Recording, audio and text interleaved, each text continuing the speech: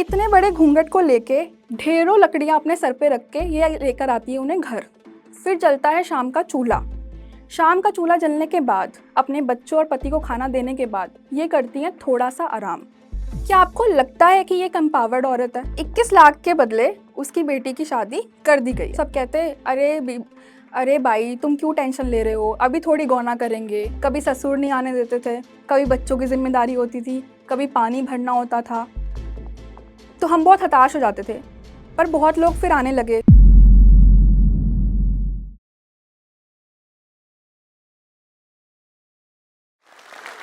Empowered women, एक सक्षम नारी।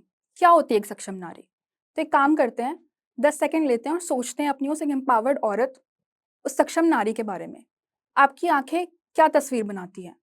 क्या वो एक ऐसी औरत है जो कि एक एसी वाले कैबिन में बैठती है, जिसकी एक टीम है 10-15 लोगों की जो उसकी बात सुनते हैं? क्या वो एक ऑफिसर है जो जब उठती है तो उसके सारे एम्प्लॉयज़ खड़े हो जाते हैं, बाहर जाती है तो उसके लिए गाड़ी का एक दरवाज़ा खुलता है?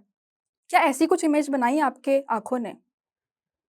मैं ऐसी बहुत सारी औरतों को जानती हूँ जो ऐसी बिल्कुल नहीं दिखती, पर फिर भी बहुत एम्पावर्ड है। वो इतनी काबिल हैं और इतनी सक्षम है। ऐसी एक महिला है जो कि सुबह 5 बजे उठती है, बुलेट की स्पीड से घर के काम करती है, अपने बच्चों की देखभाल के लिए, अपने घर की इनकम के लिए सिलाई मशीन से काम करती है। अपने खुद के पैसों से जमा कर के सेल्फ हेल्प ग्रुप का पार्ट बन के उसने एक भैंस खरीदी है।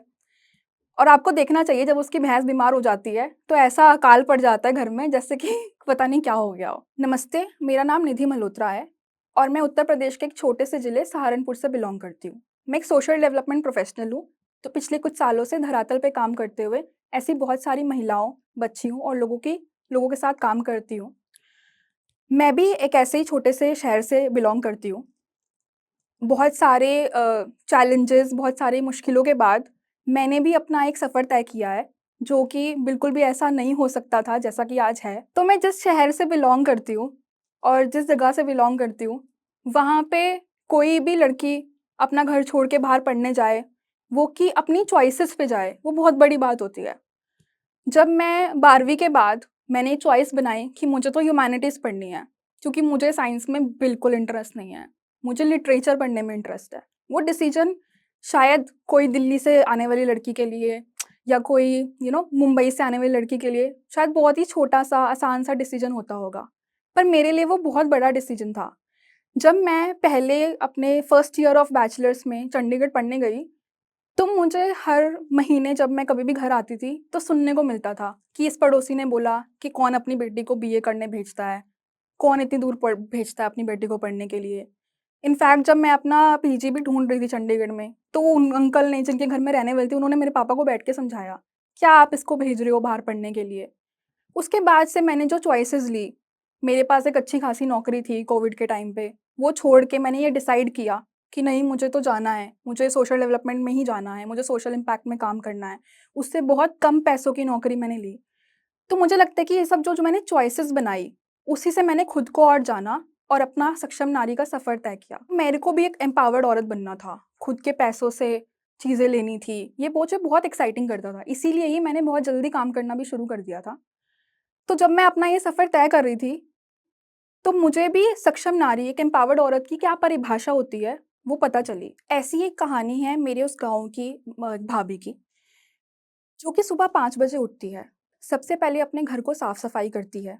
उसके बाद वो भैंस जिसे उसने बहुत मेहनत से खरीदा है, सेल्फ हेल्प ग्रुप का पार्ट बन के, उसका काम करती है। घर को ऐसे साफ कर देती है कि गाँव वाले जब दूध लेने आएँ, तो घर बिल्कुल साफ होना चाहिए।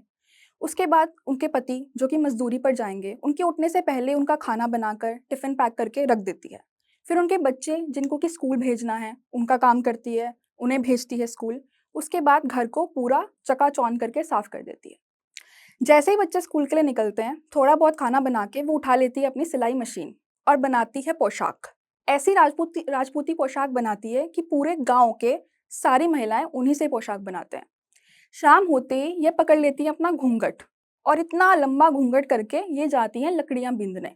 जब मैं इनसे पहली बार मिली तो मुझे कहती हैं, जीजी तुम घर में आराम करो, चलो मैं लकड़ियाँ बीन के आती हूँ। मुझे लगा यार क्या ही हो गया, चलते हैं, है ना, कितना ही दूर होगा, क्या ही करना होगा, कहीं से लकड़ियाँ लेके आनी होंगी। पर टू माय गुडनेस, वो बड़े बड़े पहाड़, और ये इतना बड़ा इनका घूंघट, ये लेने जाती हैं लकड़ियाँ। इतने बड़े घूंघट को लेके ढेरों लकड़ियाँ अपने सर पे रख के ये लेकर आती है उन्हें घर। फिर जलता है शाम का चूल्हा। शाम का चूल्हा जलने के बाद, अपने बच्चों और पति को खाना देने के बाद, ये करती हैं थोड़ा-सा आराम। क्या आपको लगता है कि ये एक एम्पावर्ड औरत है? ये एक ऐसी औरत है जिसको एम्पावर्ड कहा जा सकता है? क्या नहीं है इस औरत में? डिसिप्लिन है, अपने घर की इनकम खुद के बलबूते पे 2x कर दी है। ऐसा नहीं है कि उनके पति कोशिश नहीं करते हैं, मज़दूर हैं, उतना कमा नहीं पाते। पर अपने खुद के बलबूते पर उसने अपनी घर घर की इनकम को 2x कर दिया है। डिसिप्लिन है, इतना रेज़िलेंस है, इतनी इतनी सूझबूझ है। मुझे लगता है उतना रेज़िलेंस और इतना बड़ा डिसिप्लिन मुझ में तो कभी आ भी नहीं पाएगा। पर फिर भी वो एम्पावर्ड नहीं कहलाती है। ना तो उसका पति उसे एम्पावर्ड समझता है, ना गाँव वाले समझते हैं, ना बच्चे उतनी इज़्ज़त करते हैं और सबसे ज़्यादा दुःख की बात तो ये है कि वो खुद को एम्पावर्ड नहीं समझती है। पर क्यों है ऐसा?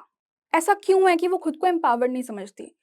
क्योंकि ये सब जो खुद के पैसों से खरीद के लेके आना भैंस को, पाई-पाई करके जमाना, ये सब उसको एक चॉइस में नहीं मिला, बल्कि उसके ऊपर बस थोपा गया उसके सर्कमस्टांसेस की वजह से। तो मैंने बहुत कोशिश करी ये समझने की कि कैसे इनकी रूट कॉज़ेज़ क्या हैं? ऐसा क्या है कि ये लोग अपने आप को एम्पावर्ड नहीं समझ पाते हैं, अपना सेल्फ वर्थ नहीं जान पाते हैं? उसी में ही एक कहानी मुझे मिली, मेरे एक स्कूल की बच्ची की। जब मैं अपनी पुरानी संस्था में काम कर रही थी, तो मैं ऐसे कई सारे स्कूलों में पढ़ाती थी। मेरी 7th क्लास की एक बच्ची थी, जो कि उसी गाँव में रहती थी और एक दिन मुझे पता चला जब मैं कम्युनिटी में जा रही थी कि काम की वजह से अपने, तो मुझे पता चला कि उसकी शादी हो गई है। तो मुझे बहुत हैरानी हुई। हालाँकि मुझे पता था कि मेरे गाँव में जहाँ मैं काम कर रही हूँ, यहाँ पर बाल विवाह बहुत बहुत आम बात है। तो मुझे पता चला कि उसकी शादी 21 वर्ष के एक पुरुष से कर दी गई है। मुझे पता था कि गाँव में बाल विवाह होना बहुत ही आम बात है। उसके बहुत सारे कारण हैं, कुछ कल्चरल कारण हैं, कुछ गरीब परिवारों से लोग बिलॉन्ग करते हैं, ये कारण है। तो ये बात पता होते हुए भी जब आपके किसी बच्चे के साथ ऐसा होता है, तो मुझे ऐसा लगा जैसे कि ये मेरे साथ हुआ है। मैंने लाइफ़ में कई बार आम लोगों की तरह बहुत बार हेल्पलेस फ़ील किया है। पर जितना हेल्पलेस मैंने उस दिन फ़ील किया था, आई डोंट थिंक मैंने फिर कभी किया है। तो मुझे पता चला कि उसकी शादी जो है वो 21 साल के व्यक्ति से इसलिए की गई है क्योंकि उसके घरवालों को घर में कुछ फ्लोर का काम करना है। खेतों में कुछ काम की ज़रूरत है और उसके लिए 21 लाख रुपए की ज़रूरत है। तो 21 लाख के बदले उसकी बेटी की शादी कर दी गई है। तो जब मैं कम्युनिटी में घूम रही थी, तो मैंने पता किया नेबर से, तो सब कहते, "अरे भाई तुम क्यों टेंशन ले रहे हो? अभी थोड़ी गौना करेंगे।" तो मैं बहुत हैरान परेशान हो गई, क्या करूँ? सरपंच से कहूँ? पता है उन्हें। प्रिंसिपल को बताऊँ? पता है उन्हें। कोई प्रूफ़ है क्या मेरे पास? पुलिस के पास जाऊँ, धरना दूँ, क्या करूँ? कुछ समझ नहीं आया। वो चीज़ हो जाने के बाद जब वो बच्ची कक्षा में आती थी, वो एक बहुत ज़्यादा क्यूरियस लड़की थी। सारी एक्टिविटीज़ में पार्टिसिपेट करती थी। पर ये इंसिडेंट हो जाने के बाद मैंने उसके अंदर बहुत बदलाव देखे। ऐसा नहीं था कि वो सहम गई, उसका जैसे बचपना ही खत्म हो गया। वो बहुत मैच्योर एक्ट करने लगी। पहले वो अपने भाई को बहुत ही अच्छे से स्कूल लेके आती थी, पर एक अलग किस्म की ज़िम्मेदारी उसके अंदर दिखने लगी, जो कि बहुत मायूसी और उदासी के साथ आती थी। जब मैंने ये महसूस किया, जब मैंने उससे बात करने की कोशिश करी, तो उसको क्या फ़ील हो रहा है उस वक़्त? उस छोटी-सी बच्ची को जो कि 7वीं कक्षा में है, उसको ये रियलाइज़ेशन हो चुकी है कि उसकी ज़िंदगी का एक बहुत बड़ा डिसीज़न अब ले लिया जा चुका है। नहीं होगा गौना अभी। बहुत सारी लड़कियाँ हैं जो 12वीं पास कर लेती हैं, उसके बाद उनका गौना होता है। पर ये तो हो गया ना कि अब उसकी ज़िंदगी कैसे दिखने वाली है और वो भी क्यों? क्योंकि उसके घरवालों को कुछ पैसों की ज़रूरत है, इसलिए ऐसा कर दिया गया। तो आपको क्या लगता है, अगर ये लड़की अपने जीवन में कुछ कर भी लेगी, पर इतनी बड़ी जो चॉइस है वो उसको मिली ही नहीं, तो उसको क्या अंदर से खुद का सेल्फ वर्थ महसूस होगा? एम्पावर्ड महसूस होगा? बहुत सोचा मैंने कि कैसे सॉल्व हो सकती है समस्या? क्या इसका समाधान है कि क्यों गाँव के लोग जो हैं अपनी बेटियों की शादी इतनी बड़ी उम्र के लोगों से या फिर एक साथ कुछ लोग, अगर घर में 3-4 बेटियाँ हैं, तो उनकी एक साथ शादियाँ कर रहे हैं। क्या कारण है इसकी और कैसे इसका समाधान मिल सकता है? कारण बहुत हैं। सोशली और कल्चरली इतने रूटेड हैं कि ना तो 1 साल में खत्म होने वाले हैं और मेरे उस कम्युनिटी में रहते हुए तो बिल्कुल मुझे खत्म होते हुए दिख नहीं रहे थे। तो मैंने सोचा फिर क्या कर सकते हैं? इस बारे में मैं यहाँ रहते हुए, इनके साथ काम करते हुए, इनसे मिलते हुए ऐसा क्या कर सकती हूँ? तो मैंने उस दिन ये ठान लिया कि जो भी औरत, इनफैक्ट सारी औरतें जो मुझे दिखती हैं, मुझसे 10 गुना ज़्यादा काम करते हुए, इतनी बेखूबी से अपना घर चलाते हुए, मैं हर एक औरत को बस ये बता दूँ कि तुम क्या हो? तुम हो क्या? है ना? ये रियलाइज़ करा दूँ। तो इसमें एक बहुत अच्छा-सा चीज़ हुई, मेरी टीम ने सोचा कि हम ना एक कम्युनिटी इवेंट करेंगे और हमने ये सब मिलके तैयार किया। हमारी टीम इस बात पे बिल्कुल अड़ी हुई थी कि जो औरतें होंगी, वो बहुत मुख्य भूमिका में होंगी इस इवेंट में।